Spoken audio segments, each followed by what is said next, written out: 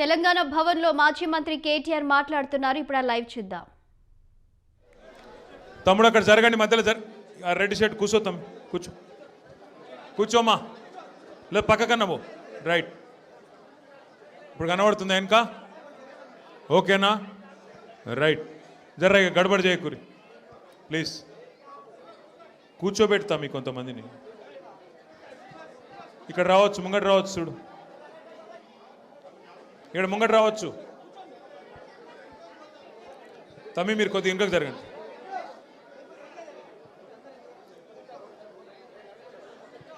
बैठ जाओ रे, जल्दी बैठ जाओ.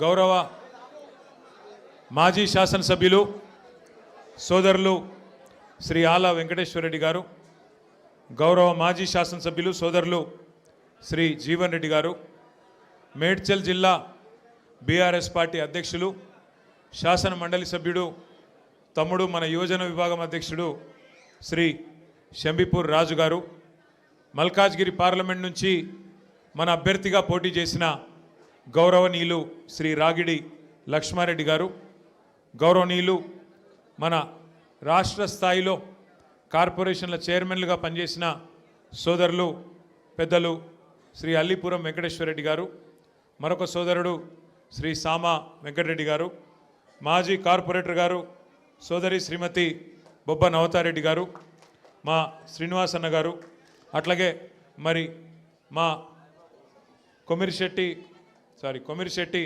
సాయిబాబా గారు, సతీష్ అన్న గారు, రవీందర్ యాదవ్ గారు, సంగారెడ్డి గారు, అట్లాగే మా హరీష్ అన్న గారు, ఇంకా పేరు పేరున వేదిక మీద ఉన్న వాళ్లకు, వేదిక ముందున్న వాళ్లకు పేరు పేరున మా తమ్ముడు రవీందర్ యాదవ్కు, అట్లాగే వేదిక ముందున్న మా ఆడబిడ్డలకు, అన్నదమ్ముళ్లకు, సంటి పిల్లలను కూడా తీసుకొచ్చిన మా ఆడబిడ్డలకు, అట్లాగే వచ్చిన మా పత్రికా మిత్రులకు పేరు పేరున అనిల్ రెడ్డి గారు వెంబడ ఇవాళ కదిలి వచ్చిన మా తమ్ముళ్లకు, అనిల్ రెడ్డి గారు మరి అన్న నేను మళ్ళీ తిరిగి కేసీఆర్ గారి నాయకత్వంలో అయితేనే తెలంగాణకు న్యాయం జరుగుతుంది, కాబట్టి నేను కలిసి వస్తా, కానీ మీరు మా వాళ్ళందరినీ కలవాలంటే తెలంగాణ భవన్కు రావాలంటే ఒక 1000 మంది వస్తాం, కానీ మీరు ఆల్విన్ కాలనీకి వస్తే ఒక 5-6 వేల మంది వస్తారన్నా, మీరు రావాలి అని అడిగిండు. నేను చెప్పిన ఎక్కువ మందిని కలుసుడే సంతోషం తమ్మి, నేనే వస్తా అని చెప్పిన.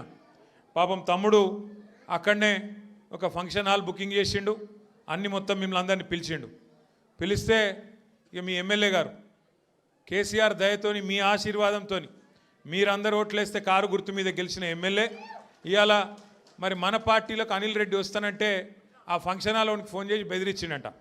అట్లెట్లు ఇస్తావు, ఏం సంగతి నీకు, నీ సంగతి చూసుకుంటా, మా వెనక వీడున్నాడు వాడున్నాడు అని చెప్పి ఆయన చెప్పిండట. పాపం ఫంక్షన్ హాల్ ఆయన భయపడి ఆయన వెనకకు పోయిండు. దాంతో అనిల్ని ఇంకా చాలా ఇబ్బంది పెట్టిండ్రు, ఇంకా చాలా చాలా బెదిరించే ప్రయత్నం కూడా చేసినారు.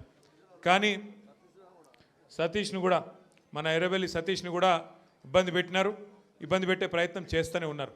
కానీ ఇవాళ మొక్కవోని ధైర్యంతో వేలాదిగా మా ఆడబిడ్డలను అన్నదమ్ములను తీసుకొని పార్టీలోకి విచ్చేస్తున్న మీకు మళ్ళొక్కసారి తిరిగి హృదయపూర్వకంగా స్వాగతం సుస్వాగతం తెలియజేస్తూ, ఒకటి మాత్రం పక్కా, 2 ఏళ్ళు అయిపోయింది ప్రభుత్వం వచ్చి, మీరు చూస్తున్నారు ఏం జరిగిందయ్యా. కాంగ్రెస్ ప్రభుత్వం మార్పు మార్పు మార్పు అని చెప్పి ఊదరగొట్టి ప్రజలకు హామీలు ఇచ్చి అధికారంలోకి వచ్చి 2 ఏళ్ళయి ఏం జరిగింది, ఏం ఒరిగింది అంటే 3 జరుగుతున్నాయి: కూల్చివేతలు, పేల్చివేతలు, ఎగవేతలు. గంతే. ఈ ప్రభుత్వం ఏందా అంటే కట్టే కొట్టే తెచ్చే అని చెప్పినట్టు కూల్చివేతలు, పేల్చివేతలు, ఎగవేతలు. కూల్చివేతలు హైడ్రాన్ పెట్టి పేదోళ్ళ ఇల్లు కూలగొట్టుడు, మొత్తం ఆల్విన్ కాలనీకి వెళ్ళి మొదలు పెడితే అన్ని బస్తీలలో ఇల్లు కూలగొట్టుడు తప్ప ఒక్క హైదరాబాద్లో ఒక్క ఇటుక పెట్టింది లేదు, ఒక ఇల్లు కట్టింది లేదు. ఇందిరమ్మ పేరు చెప్పుకొని బతుకుడు తప్ప ఒక్కటంటే ఒక్కటి మంచి పని మాత్రం గరీబోళ్లకు చేసింది లేదు ఈ ప్రభుత్వం వచ్చినాక. రెండోది పేల్చివేతలు. ఈ లంగలే ఈ కాంగ్రెస్ వాళ్ళే ఆ కాళేశ్వరంలో ఉన్న మేడిగడ్డ బరాజుని వీళ్ళే వెలిచిండ్రు. తర్వాత ఇప్పుడు మన చెక్ డ్యాములు వెలుస్తున్నారు. ఒకటి కాదు 2-3 వెలిచిండ్రు ఇప్పటికే. కేసీఆర్ గారేమో కడితే ఈ దరిద్రులు వచ్చిన తర్వాత పేల్చి పారేస్తున్నారు చెక్ డ్యాములు. ఇక మా వెంకటేశ్వర రెడ్డి గారు ఇక్కడ ఉన్నాడు, ఆయన ఒక్క కాన్స్టిట్యున్సీలనే కేసీఆర్ గారు దేవరకద్ర మహబూబ్నగర్ వెనుకబడ్డ నియోజకవర్గం అని చెప్పి పెద్ద ఎత్తున అక్కడ ఒకటే కాన్స్టిట్యున్సీలో దగ్గర 10-20 చెక్ డ్యామ్లు 36 చెక్ డ్యామ్లు కట్టించిండు.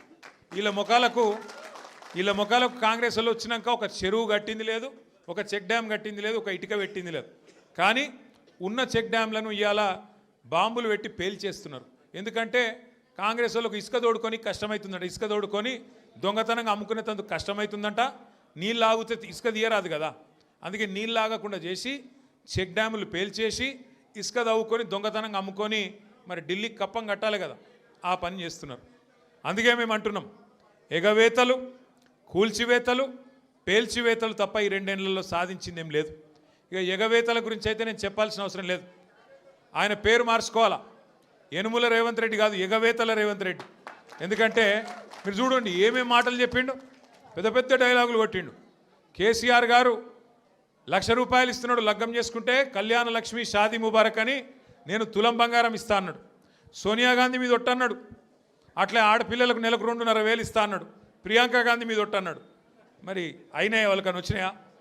2,500 తులం బంగారం వచ్చిందా? ముసలోళ్ళని ముంచిండు. 2,000 పెన్షన్ను 4,000 చేస్తా అని మాట్లాడిండు. వచ్చినాయా? ఇవేవి కాలేదంట. కానీ ఇప్పుడు 1 కోటి మంది ఆడోళ్ళని కోటీశ్వర్లు ఎత్తారట ఈ మొగోడు. ఏది ఒక్కరినిద్దరిని కాదు, తెలంగాణలో ఉన్న 2 కోట్ల మంది ఆడపిల్లలు ఉంటే అందులో 1 కోటి మందిని కోటీశ్వర్లు చేసేదాకా ఇడిచిపెట్టాడట.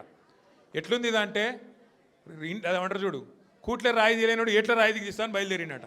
నెలకు 2,500 ఇయనికి ముఖం లేదు, కానీ నేను మొత్తం 1 కోటి మంది ఆడపిల్లల్ని కోటీశ్వర్లను చేస్తా అంటుండు. 1 కోటి మందిని కోటీశ్వర్లు చేయాలంటే నాకు కొద్దిగా లెక్కలు చక్కగా రావు.